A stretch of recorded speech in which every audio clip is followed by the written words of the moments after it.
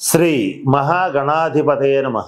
కర్కాటక రాశి అనగానే పునరుసు నక్షత్రం 4వ పాదం, పుష్యమి నక్షత్రం 1, 2, 3, 4 పాదాలు, ఆశ్లేష నక్షత్రం 1, 2, 3, 4 నక్షత్ర పాదాల్లో జన్మించిన వాళ్ళందరినీ కూడా మనం కర్కాటక రాశి జాతకుల కింద పరిగణిస్తాం.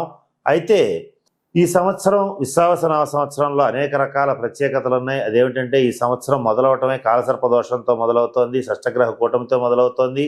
మరి ముఖ్యంగా ఇంకొక ప్రధానమైన మార్పు ఏమిటంటే గురు, శని, రాహుకేతువులు ఈ 4 కూడా ప్రధానమైనటువంటి గ్రహాలు. ఈ 4 గ్రహాలు కూడా ఈ సంవత్సరం వారి వారి స్థానాల్లో మార్పు చెందటం అనేటువంటిది కూడా ప్రధానమైనటువంటి ఫలితాలను నిర్దేశిస్తోంది.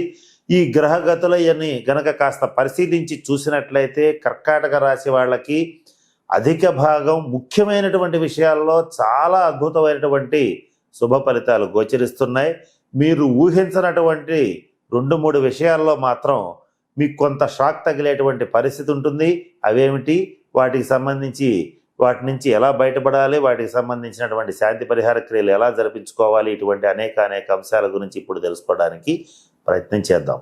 కర్కాటక రాశి వారికి అష్టమ శని అనేటువంటిది అయిపోయింది. ఈ శని మీనరాశిలో సంవత్సరం మొదట్లోనే ప్రవేశించటం, ఈ సంవత్సరం అంతా సంచరించటం అనేటువంటిది జరుగుతుంది. అష్టమ శని ప్రభావం వల్ల కర్కాటక రాశి వాళ్ళు గతంలో అనేక రకాలైనటువంటి మానసిక శారీరక ఇబ్బందులకి గురవటం జరిగింది. కుటుంబపరమైనటువంటి చిక్కుల్ని ఎదుర్కొన్నారు. ఆర్థిక పరమైనటువంటి ఇబ్బందుల్ని కూడా చాలా ఫేస్ చేయటం అనేటువంటిది జరిగింది. వీటన్నింటి నుంచి మీకు విముక్తి అనేటువంటిది లభిస్తుంది.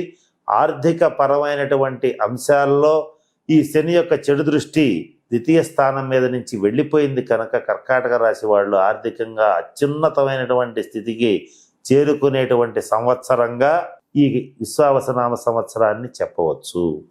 ఇక్కడ ఎప్పుడైతే శని భాగ్యస్థానంలో ప్రవేశిస్తున్నాడో కర్కాటక రాశి వాళ్ళకి ఆర్థిక పరమైనటువంటి అంశాల్లో కానీ కుటుంబపరమైనటువంటి అంశాల్లో కానీ మీరు ఊహించిన దానికంటే ఎక్కువ పురోభివృద్ధి కనిపించి తీరుతుందని చెప్పడంలో సందేహం లేదు. ఇది ఏ రకమైనటువంటి వృత్తి, ఉద్యోగ, వ్యాపార వ్యవహారాలు చేసేటువంటి వాళ్ళకైనా ఈ ఫలితంలో మార్పు లేదు. ఇక కర్కాటక రాశి వాళ్ళకి విద్యార్థుల విషయానికి వచ్చేటట్లయితే విద్యాయోగం బాగుంది.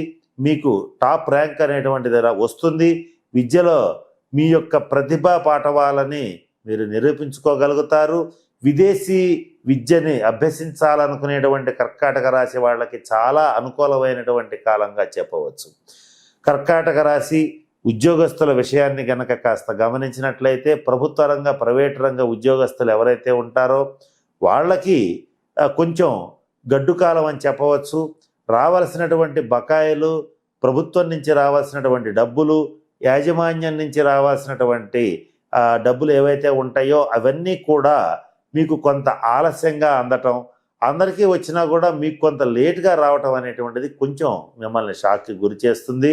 ఇది అందరికీ వచ్చినా మాకెందుకు రాలేదనేటువంటి ఇబ్బంది అనేటువంటిది మీకు కలుగుతుంది. ఇది ముఖ్యంగా ప్రైవేట్ రంగంలో ఉన్నటువంటి ఉద్యోగస్తులకి వర్తిస్తుంది. మీకు ఇష్టం ఉన్నా ఇష్టం లేకపోయినా ట్రాన్స్ఫర్ అంటూ వచ్చేటట్లయితే అది మీకు కొంత వ్యతిరేకమైనటువంటి స్థానానికే రావటం అనేటువంటిది జరుగుతుంది. కనుక ఏమాత్రం అవకాశం ఉన్నా కర్కాటక రాశి వాళ్ళు ఈ సంవత్సరం ట్రాన్స్ఫర్ రాకుండా చూసుకోండి. ఇది ప్రభుత్వ రంగంలో కావచ్చు, ప్రైవేట్ రంగంలో కావచ్చు, వీలైనంత వరకు ట్రాన్స్ఫర్ లేకుండా చూసుకోవడం అనేటువంటిది ముఖ్యంగా చెప్పదగినటువంటి సూచన. ఇది ఉద్యోగస్తులకు వర్తిస్తుంది. కర్కాటక రాశి వ్యాపార రంగంలో ఉండేటువంటి వాళ్ళకి మాత్రం చాలా బాగుంది. అద్భుతమైన శుభ ఫలితాలు ఉంటాయి. మీరు ఊహించనటువంటి విజయాలు లభిస్తాయి. వ్యాపారంలో మీదైనటువంటి ముద్రని వేస్తారు. శత్రువులన్నింటినీ కూడా ఒక్క చేత్తో వెనక్కి నెట్టివేయగలుగుతారు. ఈ గతంలో మీకు ఆటుపోట్లతో కూడినటువంటి ఆర్థిక ఇబ్బందులు ఎవరైతే కర్కాటక రాశి వ్యాపారస్తులకు ఉన్నాయో అవన్నీ కూడా తొలగిపోతాయి. నిరంతరాయంగా ముందుకు వెళ్ళగలుగుతారు. కర్కాటక రాశి వారికి ఈ సంవత్సరం ఆదాయం 8, వ్యయం 2. ఆదాయం చాలా ఎక్కువ ఉంది, ఖర్చు చాలా తక్కువ ఉంది. అంటే ఆదాయ వనరులు మీకు పెరుగుతాయి. 2-3 రకాల ఆదాయాలు వచ్చి చేరతాయి. మీరు రాదనుకున్నటువంటి డబ్బు కూడా సకాలంలో మీకు చేతికి అందటం, బ్యాంకు రుణాలు సకాలంలో చేతికి అందటం, తద్వారా మీరు కొత్తగా వ్యాపారాలని, ప్రాజెక్టులని స్టార్ట్ చేయడం, ఇవన్నీ కూడా శుభ ఫలితాలుగా మీకు ఈ సంవత్సరం ఏర్పడబోతున్నాయి. అలాగే ఈ సంవత్సరం రాజపూజ్యం 7, అవమానం 3. మిమ్మల్ని అందరూ గౌరవిస్తారు, గుర్తిస్తారు. చక్కగా మీకు సముచిత స్థానాన్ని సమాజంలో కుటుంబంలో ఇవ్వడం అనేటువంటిది జరుగుతుంది, జరిగి తీరుతుంది. అటువంటి శుభ పరిణామాలు గోచరిస్తున్నాయి. ఇక కర్కాటక రాశి రాజకీయ నాయకుల విషయానికి వచ్చేటట్లయితే మీకు రాజయోగం మొదలైపోయింది.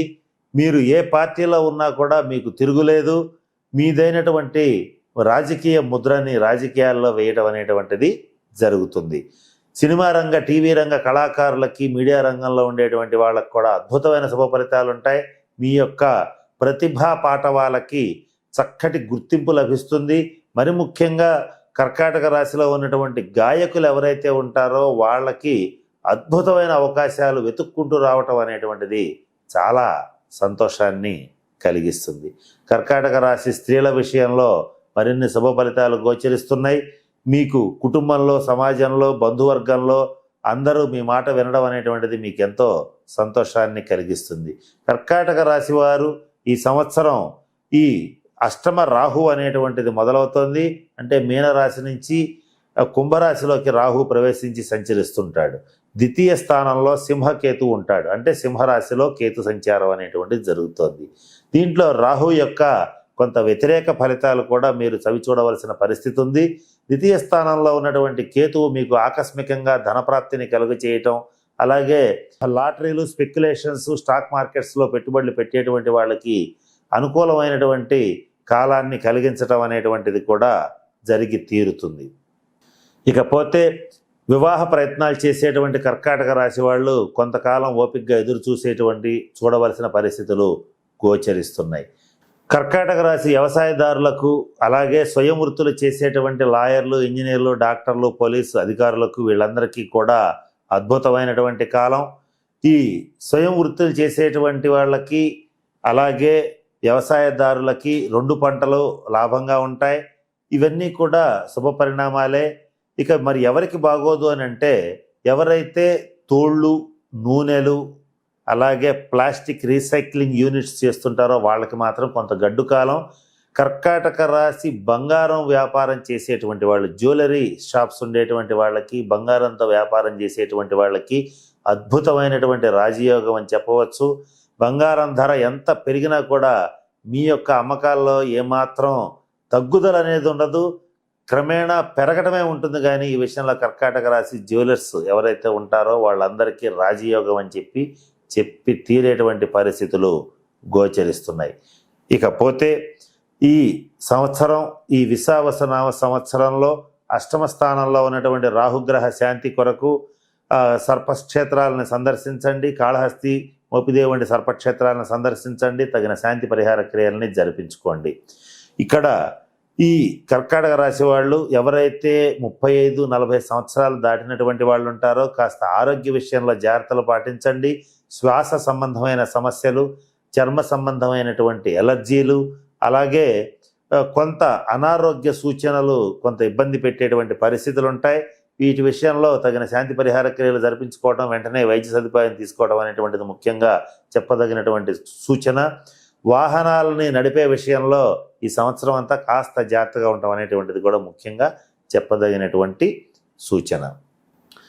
వీటి నుంచి తప్పించుకోవడానికి రాహువుకి సంబంధించి కనకదుర్గ అమ్మవారిని సందర్శించడం కానీ, ప్రతినిత్యం కనకదుర్గ ధారాస్తవాన్ని చదవటం కానీ, మహిషాసుర మర్దిని స్తోత్రాన్ని చదవటం కానీ చేసేటట్లయితే అమ్మవారి అనుగ్రహం కలుగుతుంది. లేదా లలితా సహస్రనామ పారాయణ చేసినా కూడా మంచి శుభ ఫలితాలని పొందగలుగుతారు. కర్కాటక రాశి వాళ్ళకి అదృష్టాన్ని ఇచ్చేటువంటి రంగు తెలుపు రంగు, అలాగే అదృష్టాన్ని ఇచ్చేటువంటి సంఖ్య 7. అలాగే కర్కాటక రాశి వారు పూజించవలసింది లలితా అమ్మవారిని పూజించాలి, లలితా సహస్రనామ పారాయణ చేయాలి. ఇవన్నీ కూడా చక్కటి అదృష్టాన్ని కర్కాటక రాశి వాళ్ళకి అందజేస్తాయి. కనుక మరిన్ని శుభ ఫలితాల కోసం నేను చెప్పినటువంటి పరిహారాలను పాటించి కర్కాటక రాశి వాళ్ళు చక్కగా అష్టైశ్వర్యాలతో, భోగభాగ్యాలతో ఉండాలని మనస్ఫూర్తిగా ప్రార్థిస్తూ, ఆ పరమేశ్వరుని ప్రార్థిస్తూ సెలవు తీసుకుంటున్నాను. స్వస్తి.